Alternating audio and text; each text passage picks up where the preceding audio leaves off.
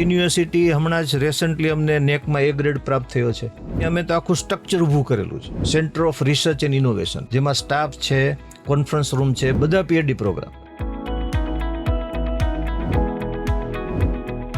નમસ્કાર, studio on વ્હીલ્સના પ્રોજેક્ટની સાથે અત્યારે અમે વિસનગરમાં છીએ અને SK યુનિવર્સિટીમાં સ્પેશિયલી આવ્યા છીએ. અત્યારે સ્ટુડિયો ઓન વ્હીલમાં મારી સાથે જે ગેસ્ટ ઉપસ્થિત છે ડૉક્ટર પ્રફુલ્લકુમાર ઉદાણી સર છે. પ્રાઉડની વાત તો એ છે કે અત્યારે તો યુનિવર્સિટીના વાઇસ ચાન્સેલર છે, પણ 30 વર્ષ સુધી એમણે અમદાવાદ ઇસરોમાં સેવા આપી છે. ઇસરોમાંથી સેવા આપીને પછી અહીંયા જોડાવાનું કેવી રીતે થયું? ઇસરોમાં જ્યારે હતો એ સોસાયટી થ્રુ સેમિનાર કોન્ફરન્સ અમે કરતા હોય યુનિવર્સિટી સાથે, નિરમા સાથે, કોઈ બીજી યુનિવર્સિટી સાથે, એટલે એજ્યુકેશન સાથે તો પરિચય ખરો જ. એપ્રોક્સ અત્યારે કેટલા સ્ટુડન્ટ્સ યુનિવર્સિટી? ત્યારે યુનિવર્સિટીમાં 10,000 કરતાં વધારે સ્ટુડન્ટ, 750 જેટલી ફેકલ્ટી અને 650 જેટલો એડિશનલ સ્ટાફ. નજીકના વર્ષોમાં 25 કરોડના ઇન્વેસ્ટમેન્ટ સાથે એક આખું ઓન્કોલોજી સેન્ટર શરૂ થાય એવી પણ એક પ્રપોઝલ છે. અમે જોયું ઘણા બધા વિભાગો પણ છે અહીંયા. અમારી પાસે 14 ફેકલ્ટી છે. હું આ યુનિવર્સિટીમાં વાઇસ ચાન્સલર છું એટલે નથી કહેતો, પણ 10 વર્ષમાં કોઈ પણ યુનિવર્સિટીએ આટલી પ્રગતિ કરેલી હોય દરેક ક્ષેત્રમાં, એટલે એક મોટી કમ્પ્રિહેન્સિવ યુનિવર્સિટી થઈ ગઈ. આપણે શું નવું કરવું જોઈએ અને એજ્યુકેશન સિસ્ટમમાં આપણે શું કરી શકીએ, શું કરવાની જરૂર છે? સ્ટેટ ગવર્મેન્ટનો પણ અમને ઘણો સપોર્ટ મળે છે અને સેન્ટ્રલ ગવર્મેન્ટનો પણ ઘણો સપોર્ટ મળે છે. નમસ્કાર, સ્ટુડિયો ઓન વ્હીલ્સના પ્રોજેક્ટની સાથે અત્યારે અમે વિસનગરમાં છીએ અને SK યુનિવર્સિટીમાં સ્પેશિયલી આવ્યા છીએ. જ્યારે અલગ અલગ લોકોને મળીએ છીએ, અલગ અલગ જિલ્લાઓમાં જઈએ છીએ. અત્યારે સ્ટુડિયો ઓન વ્હીલમાં મારી સાથે જે ગેસ્ટ ઉપસ્થિત છે એમનો નાનકડો આપને પરિચય કરાવું તો ડૉક્ટર પ્રફુલ્લકુમાર ઉદાણી સર છે. પ્રાઉડની વાત તો એ છે કે અત્યારે તો યુનિવર્સિટીના વાઇસ ચાન્સેલર છે, પણ 30 વર્ષ સુધી એમણે અમદાવાદ ઇસરોમાં સેવા આપી છે. વેલકમ સર, સૌથી પહેલાં તો આપને. નમસ્કાર બધા. અને મતલબ ઇસરોમાંથી સેવા આપીને પછી અહીંયા જોડાવાનું કેવી રીતે થયું? ઇસરોમાં જ્યારે હતો ત્યારે એક અમારો પ્રોગ્રામ ચાલતો હતો, ટેલી એજ્યુકેશનનો, ટેલી મેડિસિનનો. એક સારો પ્રોગ્રામ હતો, એટલે એ પ્રોગ્રામમાં હું શૈક્ષણિક સંસ્થાઓ સાથે ઘણીવાર પરિચયમાં આવતો હતો. અને ઇસરોમાં આઉટરીચના પણ ઘણા પ્રોગ્રામ થતા હોય, ઘણી બધી સોસાયટી હોય, એ સોસાયટી થ્રુ સેમિનાર કોન્ફરન્સ અમે કરતા હોય યુનિવર્સિટી સાથે, નિરમા સાથે, કોઈ બીજી યુનિવર્સિટી સાથે, એટલે એજ્યુકેશન સાથે તો પરિચય ખરો જ. અને બીજી રીતે ઇસરો પણ આખા ઇન્ડિયામાંથી રિસર્ચ પ્રપોઝલ મગાવે પ્રોફેસર પાસેથી, ડીન ડાયરેક્ટર પાસેથી. એમની રિસર્ચ પ્રપોઝલનું ઇવોલ્યુશન કરીને અમે ફંડ પણ આપતા હતા. એવો ઇસરોનો એક પ્રોગ્રામ હતો, રિસ્પોન્ડ. ઓકે. એટલે રિસ્પોન્ડ પ્રોગ્રામ પણ અમને એક ચાન્સ આપતું હતું યુનિવર્સિટીના બધા ફેકલ્ટી સાથે મળવાનું, એમની જે કંઈ જરૂરિયાત હોય સ્પેસ ટેકનોલોજીને પ્રમોટ કરવાની. ઓકે. કારણ કે ઇસરોનું પર્પઝ છે સ્પેસ ટેકનોલોજીને પ્રમોટ કરવી, બરાબર?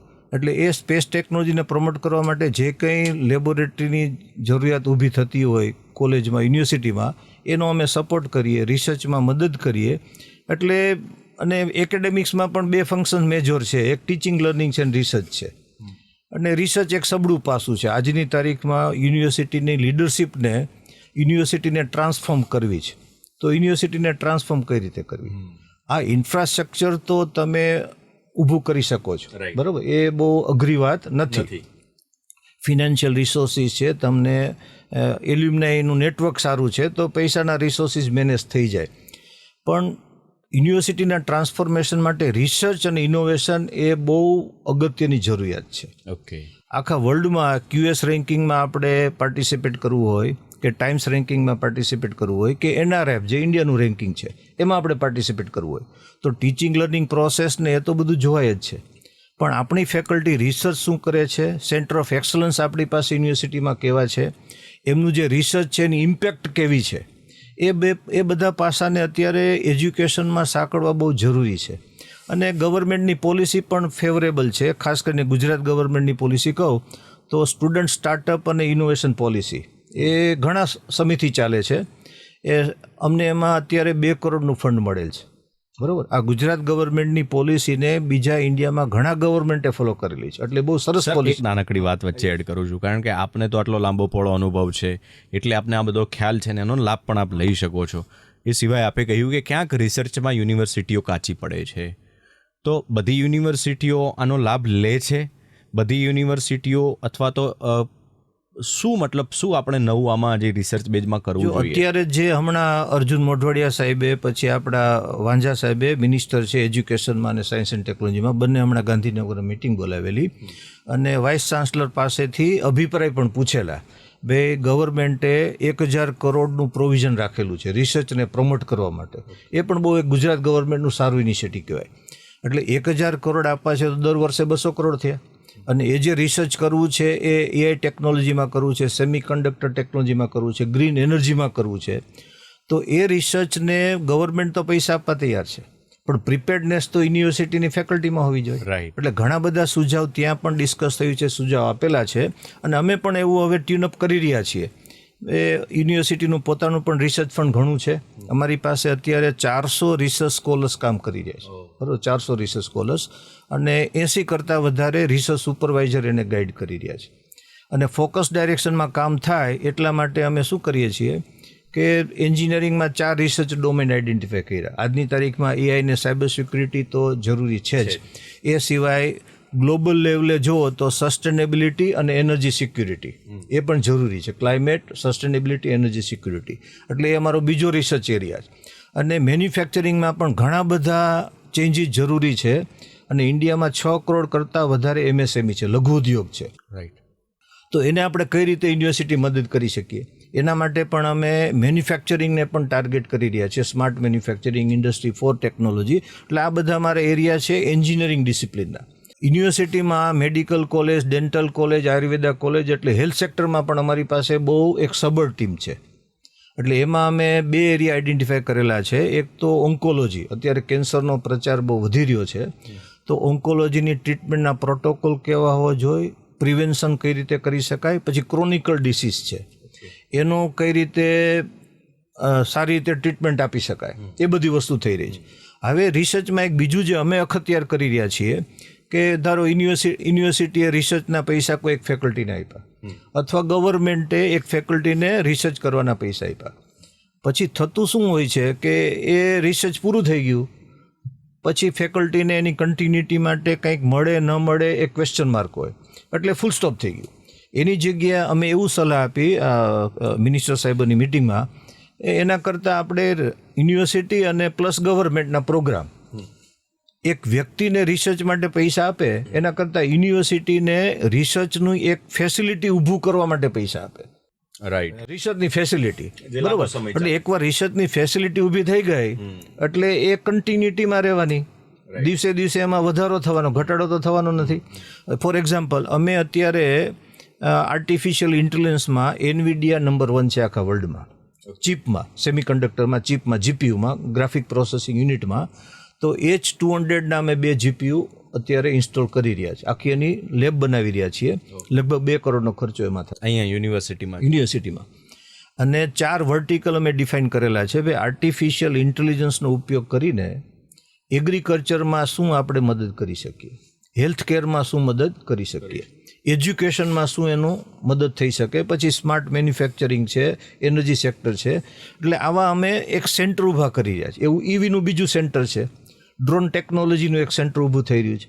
પછી હેલ્થ કેરમાં નર્સિંગનો સ્ટાફ હોય કે નર્સિંગના સ્ટુડન્ટ હોય, મેડિકલના સ્ટાફ હોય, મેડિકલના સ્ટુડન્ટ હોય, એમને કંઈક શીખવાડવું છે તો એના માટે સિમ્યુલેશન્સ સિસ્ટમ અવેલેબલ હોવી જોઈએ. તો એના માટે યુનિવર્સિટીએ 2 કરોડ રૂપિયા ખર્ચીને આખી સિમ્યુલેશન સિસ્ટમ ઊભી કરી છે, બરાબર. તમને ડેડ બોડી મળે, ડેડ બોડીમાં તમે ડિસેક્શન કરી શકો, કંઈક સમજાવી શકો, પણ it is a dead body, બરાબર.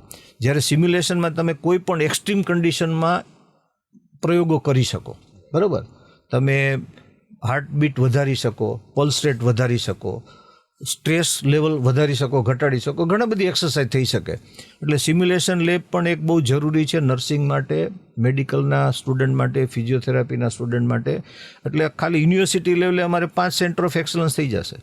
જેમ તમને વાત કરી, એક તો આર્ટિફિશિયલ ઇન્ટેલિજન્સ લગભગ 2 કરોડ રૂપિયાનો અમે ખર્ચ કરી રહ્યા છીએ. પછી EV lab, drone lab, robotics lab, એક બીજું સેક્ટર તૈયાર થઈ રહ્યું છે. અને આ સિમ્યુલેશન લેબનું સેક્ટર તૈયાર થઈ રહ્યું છે. અને એ પ્રમાણે સૌથી સારી વાત તો એ છે કે પ્રેસિડેન્ટ સાહેબનું વિઝન પણ બહુ સરસ છે. ઘણી યુનિવર્સિટીમાં શું હોય કે રિસર્ચ અને ડેવલપમેન્ટ માટે એક ડીન હોય, બરાબર, એક ફેકલ્ટી હોય. પણ એની જગ્યાએ અમે તો આખું સ્ટ્રક્ચર ઊભું કરેલું છે, centre of research and innovation, એક આખું સ્ટ્રક્ચર ઊભું કરેલું છે, જેમાં સ્ટાફ છે, કોન્ફરન્સ રૂમ છે, બધો પીએચડી પ્રોગ્રામ, બધા પીએચડી પ્રોગ્રામ એ સેન્ટ્રલાઇઝ મેનેજ થાય છે વાઇસ ચાન્સલર ઓફિસના અંડરમાં. એટલે એક નવી એન્ટિટી ઊભી કરેલી છે. હવે યુનિવર્સિટીને ટ્રાન્સફોર્મ કરવી છે, રેન્કિંગમાં આગળ આવવું છે, તો એના માટે પણ પ્રેસિડેન્ટ સાહેબનું વિઝન બહુ સરસ છે. અને IQAC ઇન્ટરનલ ક્વોલિટી એસ્યુરન્સ એ ટાઈપનું અમે આખું એક બીજું સેન્ટર ઊભું કરેલું છે. એમાં પણ ડાયરેક્ટર નિમાયેલા છે. એટલે સેન્ટર ઓફ રિસર્ચ એન્ડ ઇનોવેશનમાં ડાયરેક્ટર છે, બરાબર. પછી એક્રેડિટેશનની પ્રોસેસ માટે, બ્રાન્ડિંગને ઇમેજ ક્રિએટ કરવા માટે એક બીજા ડાયરેક્ટર છે જે IQAC ડાયરેક્ટર છે. એટલે ઘણી બધી યુનિવર્સિટીમાં આવા પોર્ટફોલિયોની આવી પોઝિશન નથી હોતી. રાઈટ. અને અત્યારે યુનિવર્સિટી હમણાં જ રિસેન્ટલી અમને નેકમાં A ગ્રેડ પ્રાપ્ત થયો છે. એટલે હવે અમારો વિચાર છે યુનિવર્સિટીને A ગ્રેડ પ્રાપ્ત થયા પછી ગવર્મેન્ટની ઘણી સ્કીમના લાભ મળશે. ઓનલાઈન એજ્યુકેશન પણ અમે શરૂ કરી શકશું, બરાબર.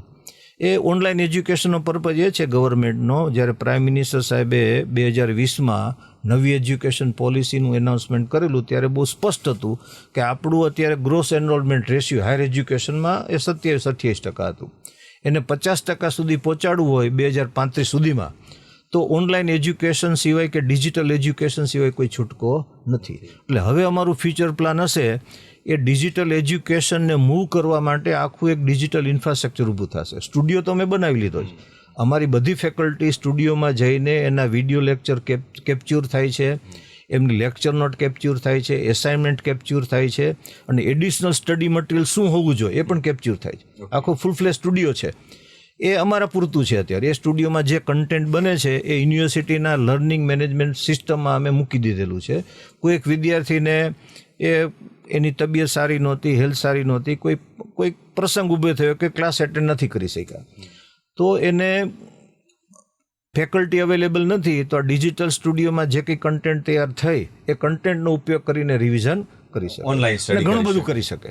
ને હવે ઓનલાઈન તો ઓનલાઈનમાં કોઈ બાઉન્ડ્રી નથી. એકવાર આપણી ગુજરાતમાં તમે શરૂ કરો, પછી ઇન્ડિયાના બીજા સ્ટેટમાં તમે પ્રસાર પામો, અને ઇન્ડિયામાં જે સક્સેસફુલ છે આફ્રિકામાં સક્સેસફુલ જવાનું. રાઈટ. એટલે આપણી જેટલી પોપ્યુલેશન છે એટલી જ આફ્રિકાની પોપ્યુલેશન છે. જેમ અમે AIમાં એગ્રીકલ્ચરમાં કામ કરીએ, હેલ્થમાં કામ કરીએ, બરાબર, કે ઓનલાઈન એજ્યુકેશનમાં કામ કરીએ, જે આપણે કરી શકીએ છીએ એ એક સોશિયલ ગુડ્સ તરીકે આપણે આફ્રિકન કોન્ટિનેન્ટને પણ આપી શકીએ. અને આ યુનિવર્સિટીનો પર્પઝ અલગ છે.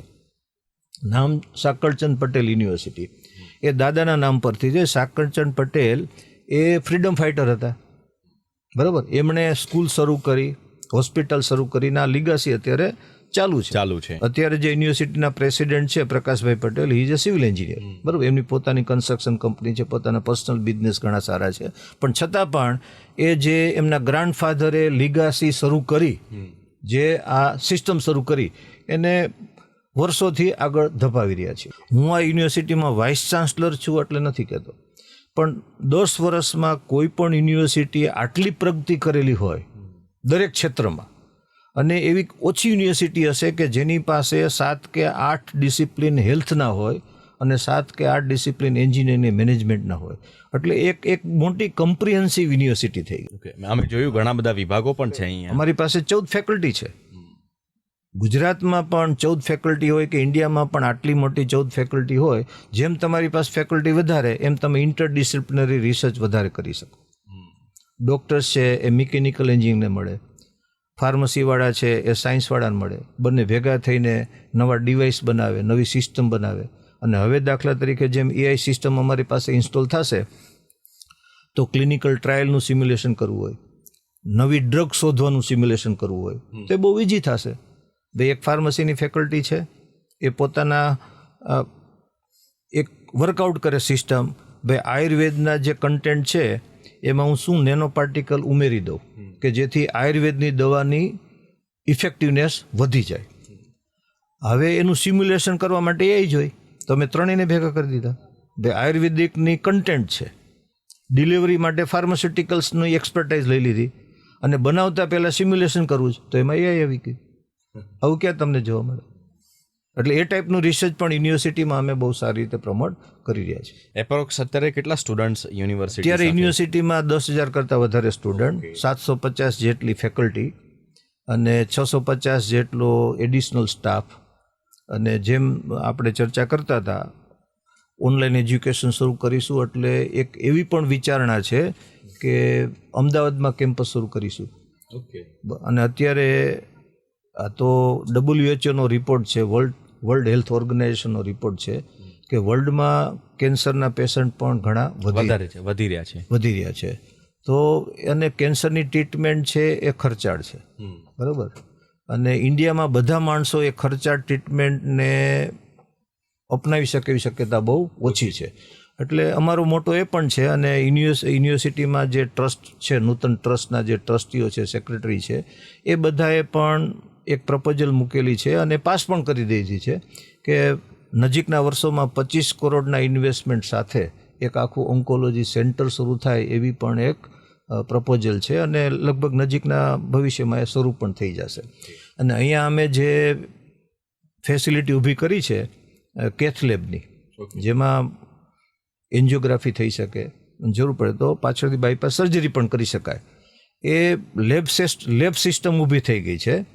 હવે થોડા ઘણા એમાં ઇસ્યુઝ છે, ટેકનિકલ ઇસ્યુઝ, અને એ સોલ્વ થાય એટલે એ પણ એક અમારા તરફથી, સાકરચંદ પટેલ યુનિવર્સિટી તરફથી નોર્થ ગુજરાતના બધા પોપ્યુલેશન્સને એક મોટો ફાયદો થશે કે તમને હાર્ટની સર્જરી માટે, હાર્ટની ટ્રીટમેન્ટ માટે વિસનગરમાં જ તમને એ સગવડતા મળી રહેશે અને ખૂબ જ ઓછા દરે.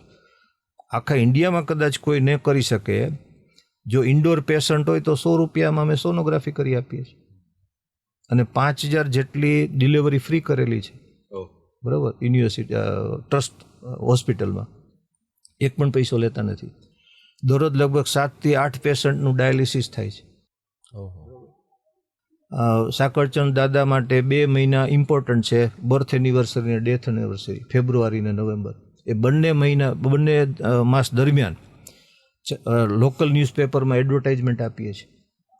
અને એ 2 મહિના દરમિયાન ટ્રિબ્યુટ તરીકે અમારે એમને ટ્રિબ્યુટ આપવાનું છે. એ ભાવનાથી પેશન્ટને ફ્રી ટ્રીટમેન્ટ અપાય છે, દવા પણ મફત આપી શકાય છે. એટલે બીજી યુનિવર્સિટી કરતાં અમારું એક આખું ઇથિક્સ અલગ છે. અને જે કંઈ ફેકલ્ટી અમારી સાથે જોડાયેલા છે, ઘણા બધા ફેકલ્ટી છે જે 20 વર્ષથી અમારી સાથે છે. આસિસ્ટન્ટ લેક્ચર તરીકે જોડાયેલા હોય, આસિસ્ટન્ટ પ્રોફેસર તરીકે જોડાયેલા, અને અત્યારે ડીન સુધી પહોંચી ગયા. એટલે એક તમારું કલ્ચર સારું હોય, તમારી વેલફેર સિસ્ટમ સારી હોય, તો જ તમારી સાથે કોઈ ફેકલ્ટી 15 વર્ષ લાંબો સમય સુધી જોડાયેલા રહે છે. સ્વાભાવિક વસ્તુ છે. બહુ સારી રીતે ધ્યાન રાખીએ છીએ. અને આ ગુજરાત ફર્સ્ટની ન્યૂઝ ચેનલથી જે કંઈ રેકોર્ડ થશે અને તમે યુટ્યુબમાં મૂકશો, સોશિયલ મીડિયા મૂકશો, અને અમને આઉટરીચ મળશે, ઘણા બધા પેરેન્ટ્સ જોઈ શકશે, વિદ્યાર્થી જોઈ શકશે. અને કોઈ પણ તમે આજે વસ્તુ આપણે ખરીદતા હોય તો પણ 3-4 જગ્યાએ આપણે અભિપ્રાય લઈને પછી વસ્તુ ખરીદતા હોઈએ છીએ. તો આ તો તમારે 3 વર્ષ ક્યાંક અભ્યાસ કરવાનો છે, 4 વર્ષ અભ્યાસ કરવાનો છે, 5 વર્ષ અભ્યાસ કરવાનો છે.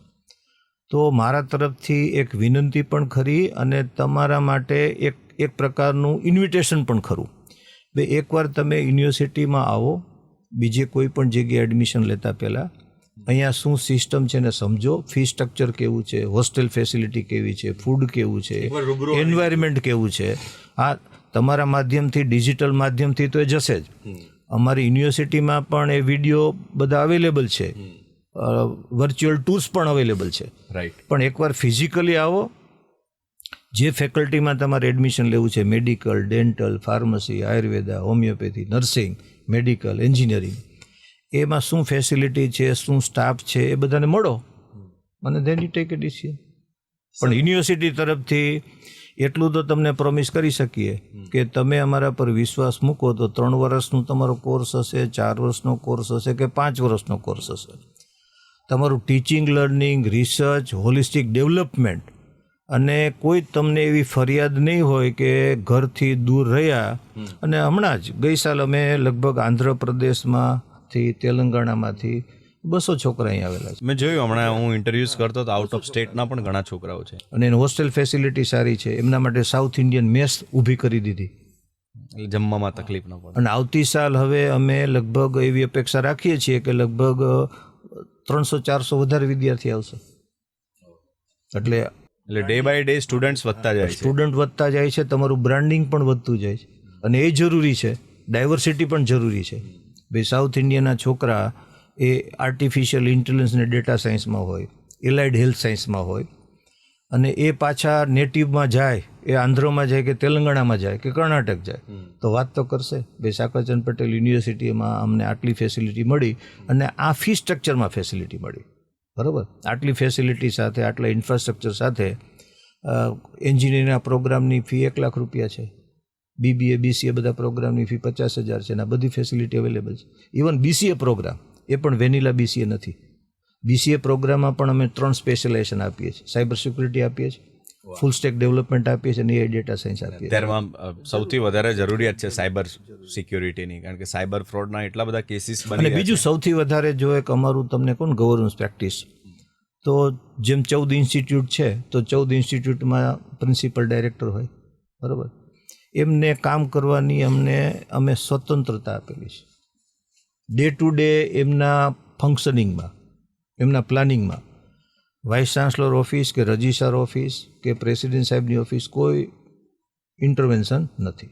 જરૂર પડે તો મદદ માટે આવે તેનું સોલ્યુશન્સ હોય તાત્કાલિક, પણ ડે ટુ ડે એક્ટિવિટીમાં એમને જે કંઈ કરવાનું છે એમને પૂરતું ફ્રીડમ આપવામાં આવે છે. રાઈટ. એટલે જે ડીન ડાયરેક્ટર છે, પ્રિન્સિપાલ છે, એમને જે કંઈ ઈચ્છા છે એકેડેમિક્સમાં કરવાની, રિસર્ચમાં કરવાની, કોમ્યુનિટી સર્વિસીસમાં કરવાની, કોઈ સેમિનાર કોન્ફરન્સ કરવાની. હમણાં અમે માર્ચ મહિનામાં ઇન્ટરનેશનલ 2 સેમિનાર કરેલા છે, કોન્ફરન્સ કરેલી. એક આર્ટિફિશિયલ ઇન્ટેલિજન્સ અને સાયબર સિક્યુરિટીમાં કરી, એ પણ સક્સેસફુલ બહુ રહી.